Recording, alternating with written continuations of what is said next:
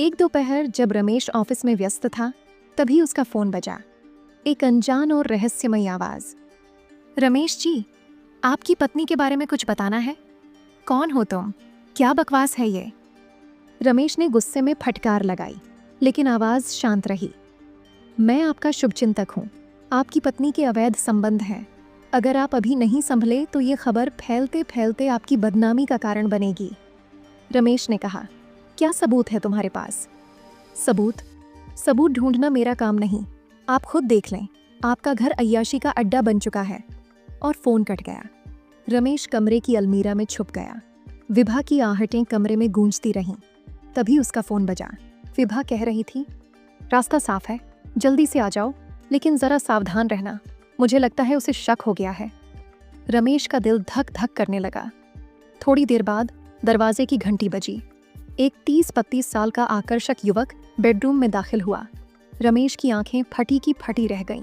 विभा और वह युवक एक दूसरे से लिपट गए। रमेश का खून खौल उठा। वह चीखना चाहता था, गोली मार देना चाहता था, लेकिन उसके पैर कांप रहे थे। वह बस छिपा रहा, अपनी ही पत्नी की बेवफाई का तमाशा देखता रहा। क्या वह दोनों को रंगे हाथ पकड़ लेगा और लड़के को पुलिस के हवाले कर देगा, या वे दोनों रमेश के सामने ही सब कुछ करते रहेंगे और रमेश सिर्फ मूरत बनकर उनकी रंगरलियां देखता रहेगा? कहानी बहुत ही इमोशनल है, इसे लास्ट तक जरूर देखना। नमस्ते दोस्तों, आपका स्वागत है मेरे चैनल जानवी की कहानी पर। तो चलिए शुरू करते हैं इस कहानी को। शहर के एक शांत कोने में, जहां सुबह की धूप घरों की खिड़कियों से छनकर आती थी और शामें बच्चों की हंसी और पड़ोसियों की बातचीत से गुलजार रहती थीं, रमेश का जीवन किसी खूबसूरत चित्र सा था। 45 साल की उम्र में रमेश एक प्रतिष्ठित बैंक में मैनेजर था। उसका घर, उसकी पत्नी विभा और 13 साल का बेटा तरुण, ये तीनों उसके जीवन की धुरी थे। 14 साल पहले शुरू हुआ उनका वैवाहिक जीवन प्यार, विश्वास और एक दूसरे के प्रति समर्पण की मिसाल था। रमेश की अच्छी नौकरी, खुद का मकान और हर सुख सुविधा से लैस घर, सब कुछ ऐसा था जैसे किसी ने सुख का खाका खींच दिया हो। लेकिन कहते हैं ना, सुख की छांव में छिपा दुख अचानक ही साये की तरह सामने आ खड़ा होता है। रमेश के साथ भी कुछ ऐसा ही हुआ। एक साधारण सी दोपहर, जब रमेश अपने ऑफिस में कागजों के ढेर के बीच व्यस्त था, तभी उसका फोन बजा। दूसरी तरफ से एक अनजान आवाज थी, गंभीर और रहस्यमयी। रमेश जी, आपकी पत्नी के बारे में कुछ बताना है। रमेश ने हल्के में लिया, सोचा कोई मजाक कर रहा है। कौन हो तुम? क्या बकवास है ये? उसने गुस्से में फटकार लगाई, लेकिन आवाज शांत रही। मैं आपका शुभचिंतक हूँ। आपकी पत्नी के अवैध संबंध हैं।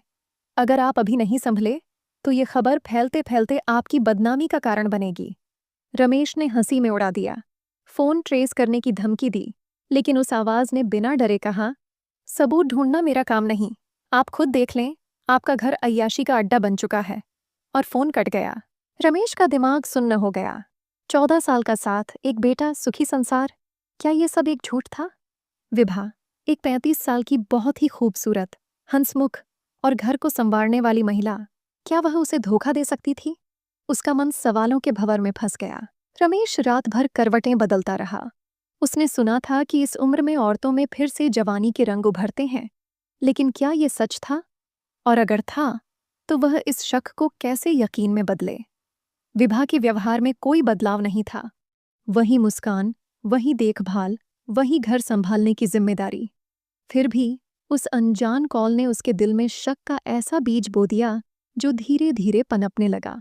उसने अपने सबसे करीबी दोस्त रमन से बात करने की सोची। रमन, जो बचपन से उसका साथी था, उसी बैंक में अकाउंटेंट था। दोनों ने एक दूसरे के सुख दुख बांटे थे। स्कूल की गलियों से लेकर बैंक की कुर्सियों तक का सफर साथ तय किया था। लेकिन रमेश को डर था, अगर उसने रमन को बताया तो क्या वह यह राज रख पाएगा? आखिर ऐसी बातें इंसान के बस में कहाँ रहती हैं। रमेश ने फैसला किया कि पहले उसे खुद सच का पता लगाना होगा। उसने एक योजना बनाई। वह बिना बताए चुपके से घर जाएगा, जैसे कोई चोर अपने ही घर में सेंध लगाए। अगले दिन दोपहर में, जब बैंक का समय चल रहा था, रमेश अचानक घर पहुंचा। दरवाजा खोलते ही विभा चौंक गई। अरे तुम, इस वक्त? तबीयत तो ठीक है? उसने हड़बड़ाते हुए पूछा। रमेश ने तीखे लहजे में जवाब दिया। क्या? अपने घर आने के लिए अब इजाजत लेनी पड़ेगी? विभा की बेचैनी रमेश की आंखों से नहीं छिपी। उसने बेडरूम में नजर दौड़ाई, हर कोने को टटोला। सब कुछ सामान्य था, लेकिन उसकी नजर तकिए के पास पड़े एक मोबाइल पर गई। ये किसका है? उसने पूछा। विभा ने झट से फोन छीन लिया। मेरी सहेली का है, वो भूल गई। रमेश का शक और गहरा गया। सहेली? कौन सी सहेली? वह पूछना चाहता था, लेकिन चुप रहा। उसे लगा ज्यादा सवाल करने से विभा सतर्क हो जाएगी। उस रात रमेश का मन बेचैन रहा। ऑफिस में उसका ध्यान नहीं लगता था, घर में सुकून गायब था। तभी फिर वही अनजान नंबर से कॉल आया। तुम्हारी बीवी बहुत चालाक है, उसे पकड़ना है तो तब पकड़ो जब तुम्हारा बेटा स्कूल में हो। रमेश का गुस्सा भड़क उठा। तुम कौन हो? मेरे घर की चौकीदारी करते हो? दूसरी तरफ से हंसी की आवाज आई और फोन कट गया। रमेश ने ठान लिया, वह सच सामने लाएगा। उसने एक चाल चली। अगली सुबह उसने कार स्टार्ट की, फिर बंद की और जोर से चिल्लाया, ये गाड़ी तो खराब है, मैं ऑटो से जाता हूँ। विभा बाथरूम में थी। उसने कहा, दरवाजा अटकाकर चले जाना। रमेश ने जोर से दरवाजा खींचा, फिर चुपके से बेडरूम की अलमारी के पीछे छिप गया। अपने ही घर में छिपना कितना दर्दनाक था ये। उसका दिल जोर जोर से धड़क रहा था, जैसे कोई डरावना सपना सच होने वाला हो। वक्त धीरे धीरे बीतता रहा। विभा की आहटें कमरे में गूंजती रहीं। तभी उसका फोन बजा। रमेश ने सुना। विभा कह रही थी, रास्ता साफ है। गाड़ी चालू नहीं हुई, वो पैदल ही निकल गया। लेकिन जरा सावधान रहना, मुझे लगता है उसे शक हो गया है। रमेश का दिल धक धक करने लगा। थोड़ी देर बाद दरवाजे की घंटी बजी। एक 30 साल का आकर्षक युवक बेडरूम में दाखिल हुआ। रमेश की आंखें फटी की फटी रह गईं। विभा और वह युवक एक दूसरे से लिपट गए और दोनों प्यार करने लगे। रमेश का खून खौल उठा। वह चीखना चाहता था, गोली मार देना चाहता था, लेकिन उसके पैर कांप रहे थे। वह बस छिपा रहा, अपनी ही पत्नी की बेवफाई का तमाशा देखता रहा। युवक ने विभा को तसल्ली दी, घबराओ मत, रास्ते का कांटा बनेगा तो उसे हटा दूंगा। विभा ने हंसते हुए कहा, इतना प्यार करते हो मुझसे? रमेश का दिल टूट चुका था। वह युवक, जिसका नाम सुमेर था, विभा का कॉलेज का दोस्त था, जो अब प्रोफेसर बन चुका था। उसकी अपनी पत्नी रीमा और 2 बेटियां थीं। रमेश ने सब कुछ देखा, लेकिन वह बेबस था। सुमेर चला गया और विभा बिस्तर पर लेटकर सो गई। रमेश चुपके से बाहर निकला। उसका मन मृत्युतुल्य कष्ट से भरा था। वह क्या करे? दोनों को खत्म कर दे, खुद को खत्म कर ले, लेकिन उसका बेटा तरुण, उसका भविष्य। रमेश ने आखिरकार रमन को सब बता दिया। आंसुओं से भरी आंखों से उसने कहा, मुझे समझ नहीं आ रहा, मैं क्या करूं? रमन ने शांत स्वर में कहा, हर समस्या का हल होता है।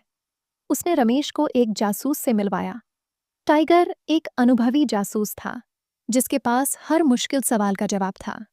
उसने 10,000 रुपए की अग्रिम फीस मांगी और वादा किया कि वह ठोस सबूत देगा। रमेश ने हामी भरी।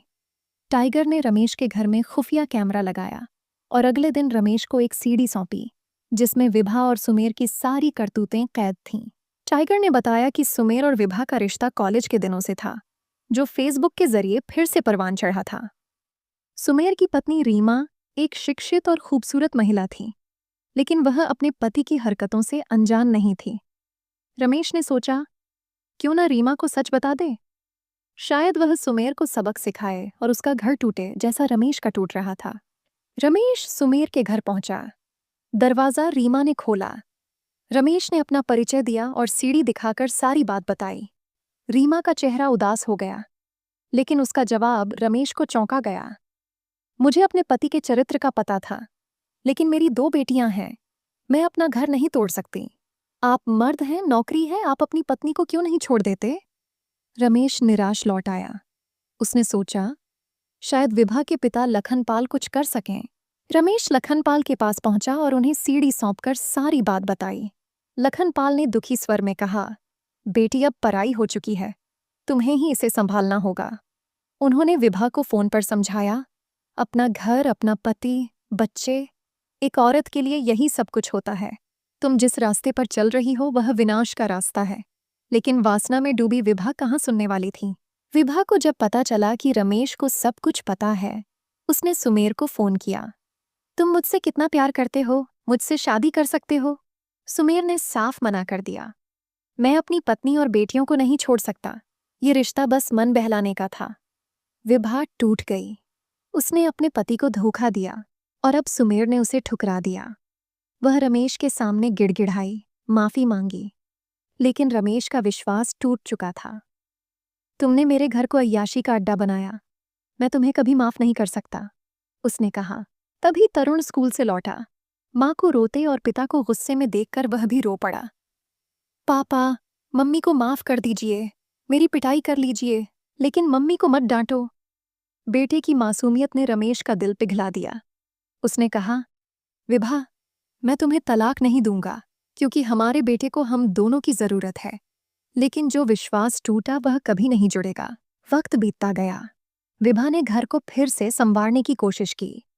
वह हर दिन रमेश का भरोसा जीतने की कोशिश करती, लेकिन रमेश के मन में बनी दरार कभी पूरी तरह नहीं मिटी। वे एक छत के नीचे रहे, एक परिवार की तरह, लेकिन उनके बीच का प्यार और विश्वास अब सिर्फ तरुण के लिए बंधा था। रमेश ने अपने बेटे के भविष्य के लिए अपने दर्द को दबाया, लेकिन हर रात जब वह अकेला होता, उस अनजान कॉल की आवाज उसके कानों में गूंजती थी। विभा ने भी अपने गलत कदम का पश्चाताप किया। वह जानती थी कि उसने एक गलती में अपना सब कुछ दांव पर लगा दिया था।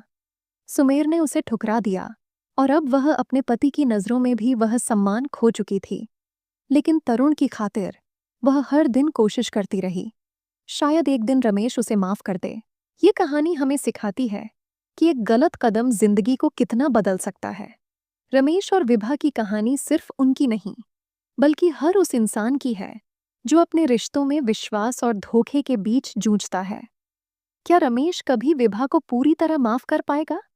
क्या विभा अपने पति का भरोसा फिर से जीत पाएगी?